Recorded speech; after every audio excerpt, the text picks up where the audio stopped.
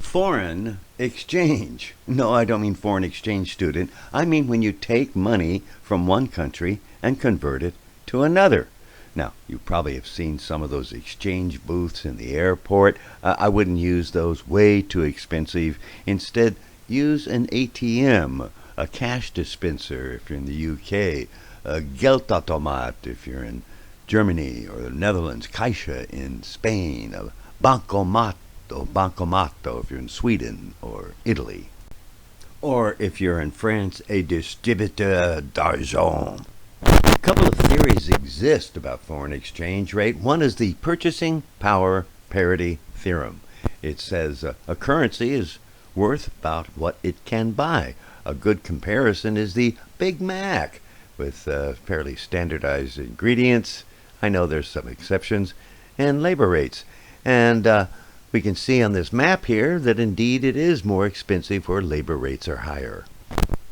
The other theory is the interest rate parity theory, and that says it reflects the difference between interest rates among the two different countries.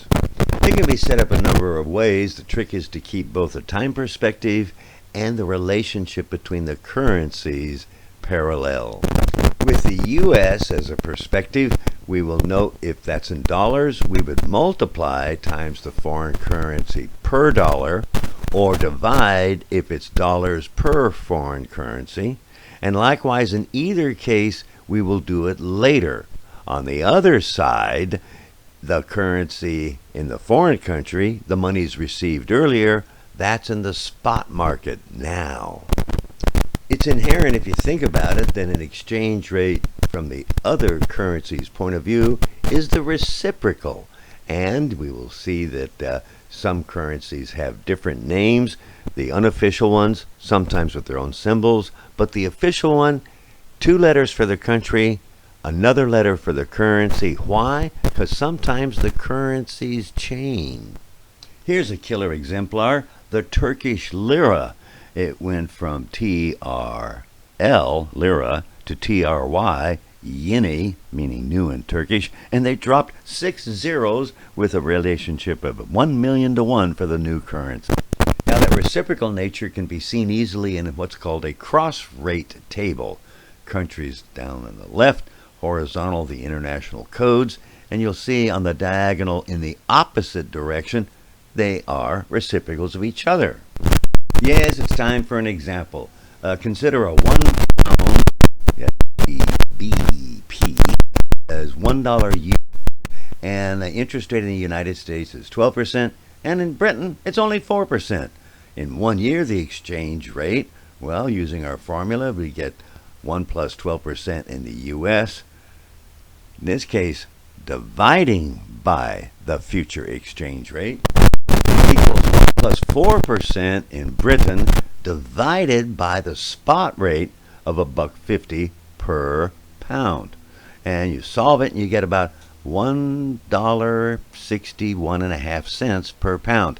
And notice that roughly reflects the difference of that 8% between the two countries. Let's do it again, but in 90 days. 90 days would be 1/4 of a year. Yes, that's how they figure it, 360-day year. And so we take 1/4 of those two rates, again do the analysis, and now we get $1.53 per pound. And notice that's a 2% gain, reflecting the 2% difference. Let's try Mexico. Let's say the US dollar buys 10 Mexican pesos. The interest rate is 12% in the US and 24% in Mexico.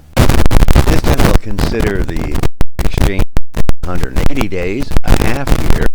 We'll take half of the 12 is 6 in the US, half of the 24 in Mexico is 12, and we get 10.57 Mexican pesos. And notice that reflects about a 6% gain to the value of the dollar. Let's do it again, but a little bit more formally and a little bit more thorough. Let's open 2 accounts.